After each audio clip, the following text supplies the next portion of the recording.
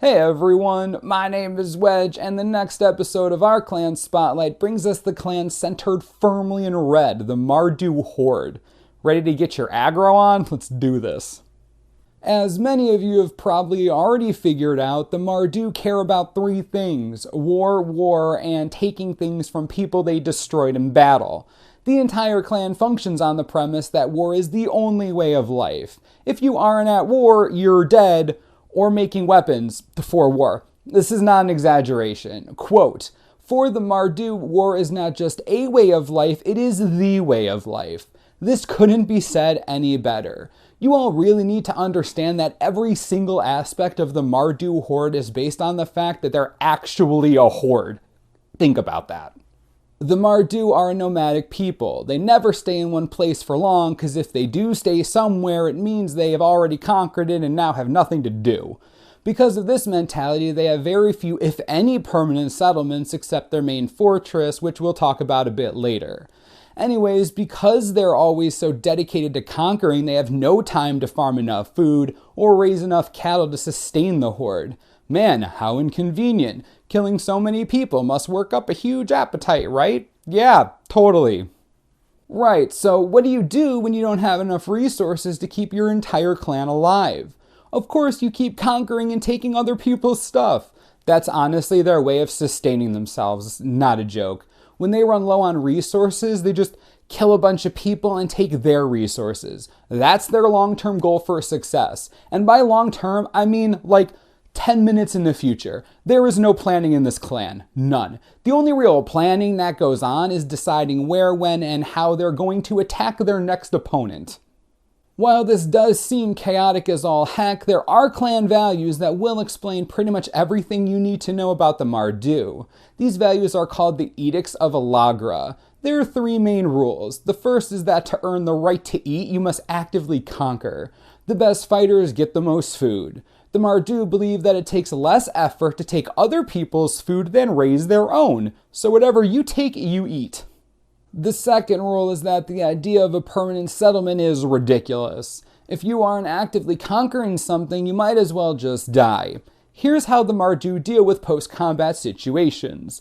They win a war, take all the resources in that area, plant a banner, just the banner, nothing else, then they leave.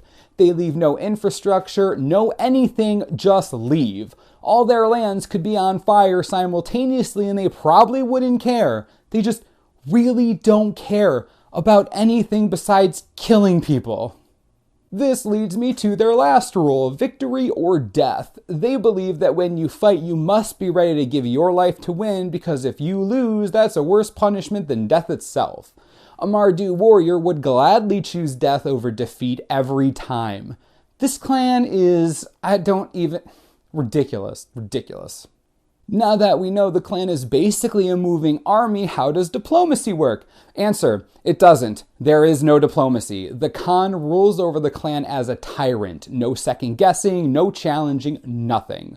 Unless the Khan dies or is defeated in combat by another clan member, their rule is absolute, and they're practically treated as a god by the warriors of the clan.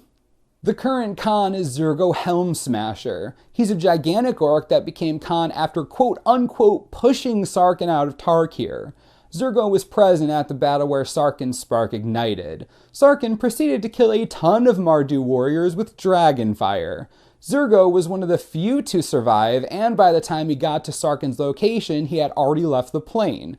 Naturally, Zurgo took this opportunity to claim victory and the throne for himself. Ready for the ultimate shots fired moment? Direct quote from Zurgo. "Those who ride will conquer, while those who stop to meditate will die. Fast horses and good bows make better war gear than all the monasteries and siege weapons in the world." Direct attack on the Jeskai and the Obzan. This guy doesn't mess around. He really wants everyone to just die. He's crazy. The Mardu lands are basically made up of anywhere they've conquered and don't even really matter at all. The only place that I'm going to tell you about is Wing Throne. It's a dragon's skull made into a throne that Zurgo sits on and then yells at people. This is one of the only places that they consider a permanent residence, but that's only because they need a home base of sorts to form a strategy around where to attack next. Past this, Pure chaos. Can I just say, the leader of this clan rules from atop a dragon's skull? Seriously, Mardu, you were not hugged enough as children. Honestly, not hugged enough. Well, that was intense. What do you all think about the Mardu? Are you more or less interested in their crazy shenanigans now that you've heard a little more about their story? I must say they are outrageously aggressive and borderline psychotic, but that's pretty cool. For some reason, as I kept writing this and reading their backstory, I just liked them more and more because of how off the wall they are. Let me know what you think in the comments below.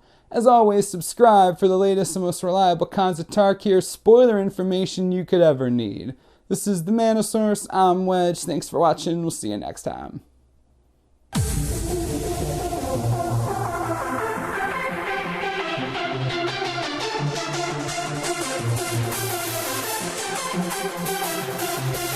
Wow.